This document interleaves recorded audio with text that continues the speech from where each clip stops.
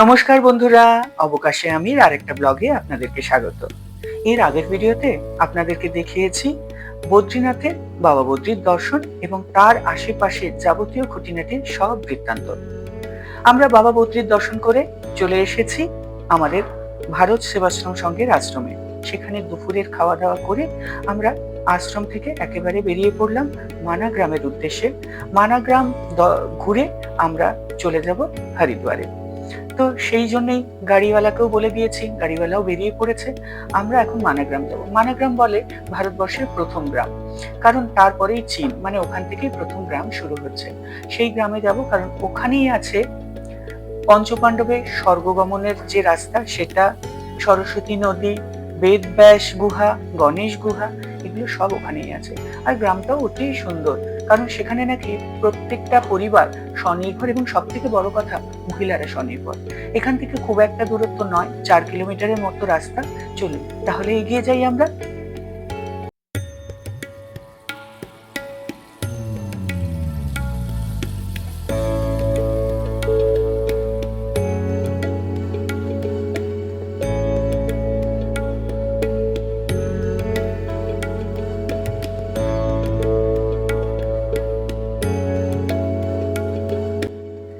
গাড়িটাকে পার্কিং করে আমরা গ্রামের মধ্যে দিয়ে আঁকাবাঁকা পথ ধরে আমরা এগিয়ে যাচ্ছি।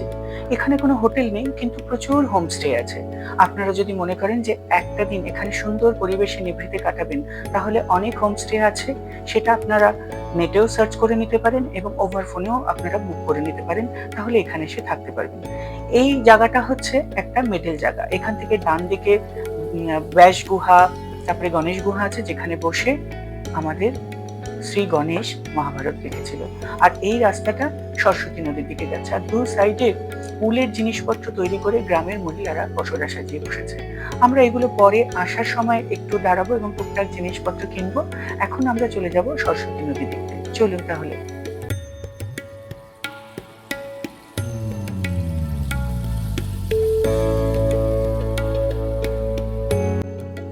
ওই যে দূরে যে মন্দিরটা দেখা যাচ্ছে, ওটা হচ্ছে সরস্বতী মন্দির। একদম সরস্বতী নদীর উৎপত্তি স্থলেই কিন্তু সরস্বতী মন্দিরটা। আর বাঁ দিকে হচ্ছে পঞ্চপাণ্ডবের স্বর্গে গমনের রাস্তা। আর এইখানে দেখুন, ওই যে সরস্বতী নদী পাহাড় থেকে পড়ছে, তারপরে যে কোথায় গায়েব হয়ে যাচ্ছে সেটা আর খুঁজে পাওয়া মুশকিল। দাঁড়ান, উল্টো দিকটা দেখাচ্ছি, যেদিক দিয়ে সরস্বতী নদী বেরিয়ে যাওয়ার কথা, কিন্তু সেদিকটা একদম শুকনো। দাঁড়ান, এই ঠিক আমার বাঁ পাশে হচ্ছে এই নদীটার এপাশে বেরিয়ে যাওয়ার রাস্তা, কিন্তু দেখুন এদিকে কোনো জলই নেই। তো সেটাই খুব অবাক করা ব্যাপার। সরস্বতী নদী আছে তো বটে, মানে, কিন্তু এর পরে আর সরস্বতী নদীকে দেখা যায় না।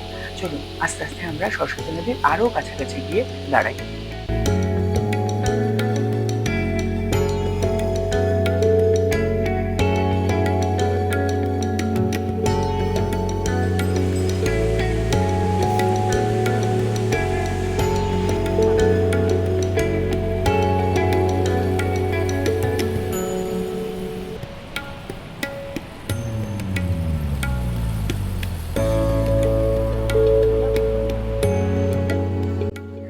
সরস্বতী নদী দেখে যেরকম রোমাঞ্চিত হয়েছে, তেমনি অবাক হয়েছে। একটা নদীর উৎপত্তি আছে, কিন্তু সে কোথায় বিলীন হয়ে যাচ্ছে তার কোনো হদিশ নেই।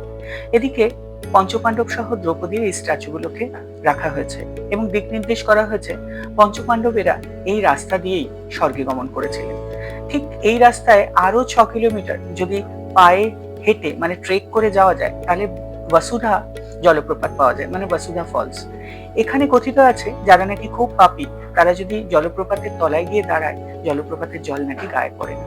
তো সেই জায়গায় আর যাওয়ার মতো আমাদের ক্ষমতা ছিল না, কারণ এই 6 কিলোমিটার পায়ে হেঁটে যে যাব, সেই শারীরিক পরিস্থিতি ছিল না, তাই জন্য আর যাওয়া হয়ে ওঠেনি।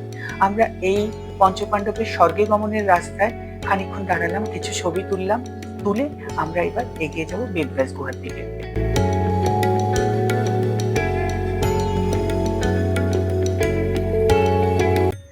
এটা হচ্ছে বেদব্যাস গুহা। এখানে বসে ব্যাসদেব মহাভারত রচনা করেছিলেন এবং গণেশজি গণেশ গুহায় বসেছিলেন।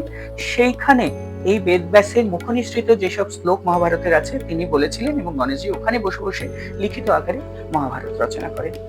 আমরা সেই গুহা দেখে আস্তে আস্তে গণেশ গুহার দিকে এগিয়ে যাব। চলুন এগিয়ে যাই।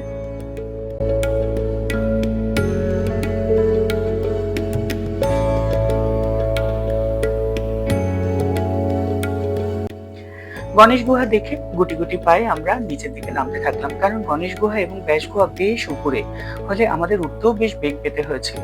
তাই সেখান থেকে নামার পথে যেসব এই উলের দোকানগুলো আমরা পেলাম, সেই দোকানগুলোতে একটু দাঁড়িয়ে আমাদের কিছু যদি কেনার থাকে, কারণ বাড়িতে তো ছোট বড় সবাই আছে, তাদেরকে উপহারও দিতে হবে, তাই ভাবছি এখান থেকে যা যা পাই, যদি সেরকম ঠিকঠাক পাই তাহলে কিনে নেব।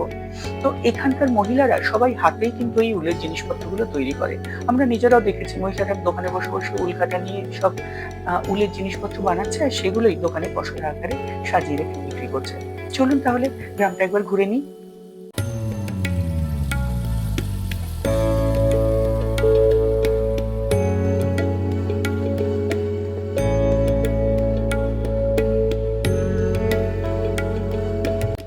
আমাদের মানাগ্রাম ঘোরা শেষ। আমরা এবার আস্তে আস্তে আমাদের গাড়ি যেখানে পার্কিং করেছে সেখানে এগিয়ে যাব। গাড়ি বেশ দূরেই পার্কিং করেছে, আমাদের এগিয়ে যেতে হলো।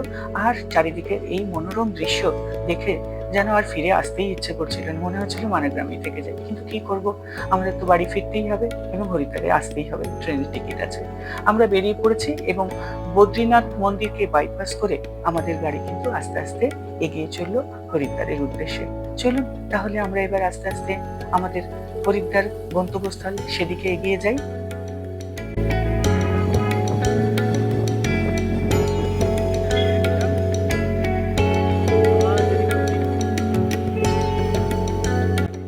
এই যে সরস্বতী নদী দেখলেন, এর একটা ছোট্ট গল্প আছে। আগে কিন্তু সরস্বতী নদী পুরোটা প্রবাহিত হতো এবং প্রয়াগরাজে এসে গঙ্গা যমুনা সরস্বতী একসাথে মিলিত হতো। কিন্তু যখন মহাভারত রচিত হচ্ছিল, তিনি এত দুর্বার বেগে বয়ে চলছিল যে গণেশদেব কিছুই শুনতে পাচ্ছিলেন না ব্যাসদেবের শ্লোক।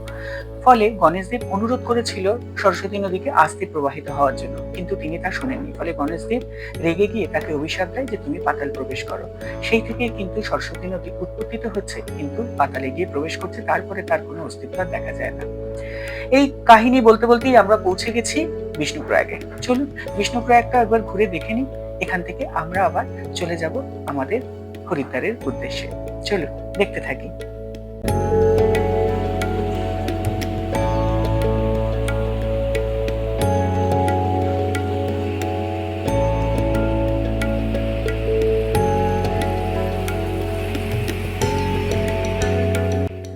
অলোকনন্দা এবং ধৌলিগঙ্গার মিলনস্থল হচ্ছে বিষ্ণুপ্রয়াগ। এই বিষ্ণুপ্রয়াগ দেখতে দেখতে কিন্তু বিকেল গড়িয়ে গেছে। এদিকে উত্তরাখণ্ড সরকারের নিয়ম আছে রাত্রি 9টার পরে পাহাড়ি রাস্তায় আর গাড়ি চালানো যাবে না।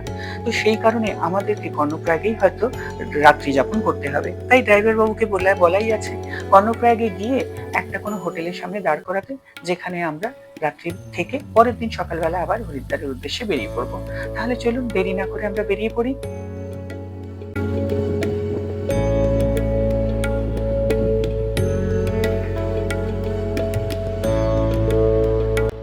ড্রাইভার বাবু কর্ণপ্রয়াগের এই হোটেলটির সামনে দাঁড় করালেন। 1500 টাকার বিনিময়ে দুটো রুম পেলাম। এখানেই আজকে আমাদের রাত্রিবাস। চারিদিকটা দেখুন কি অপূর্ব, যেন মনে হচ্ছে চারিদিকে জোনাকি জ্বলছে। এই কারণেই পাহাড় এত মোহময়ী।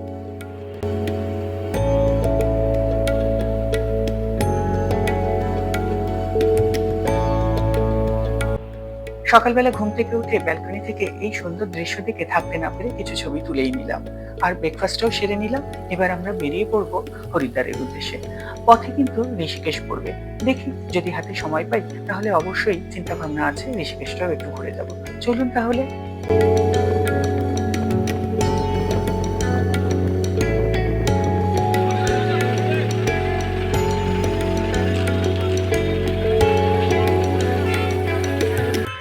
দেখতে দেখতে আমরা ঋষিকেশ পৌঁছে গেছি, কিন্তু এখানে রিভার রাফটিং এর জন্য এমন জাম হয়েছে যে আমাদেরকে আর ঋষিকেশ মন্দিরের সামনের রাস্তায় প্রশাসন না যেতে দিয়ে আমাদেরকে বাইপাস করিয়ে দিলেন, এবং সেটা রাজাজি ন্যাশনাল পার্ক যেটা আছে তার গা দিয়ে। তো সেই কারণে ঋষিকেশে আর ঢোকা হবে না। আমরা এই রাজাজি ন্যাশনাল পার্কের পাশ দিয়ে যে রাস্তা আছে সেই রাস্তা দিয়েই আমরা এগিয়ে চললাম ঋষিকেশে দেখতে দেখতে।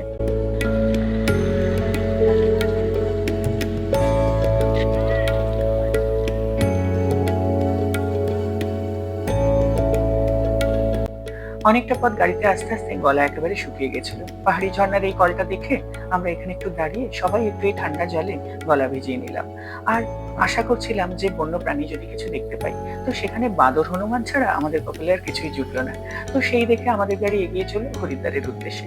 চলুন এবার আস্তে আস্তে এগিয়ে যাই।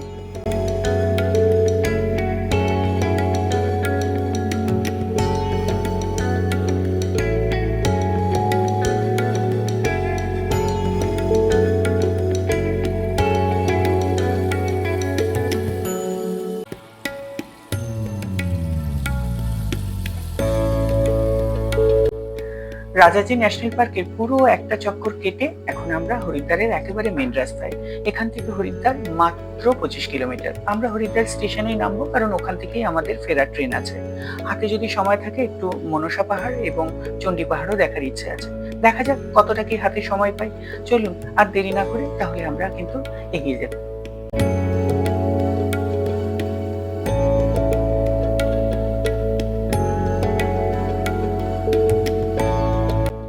দেখতে দেখতে আমরা হরিদ্বার স্টেশনে পৌঁছে গেছি, আর আমি আমার ব্লগের একেবারে শেষ প্রান্তে।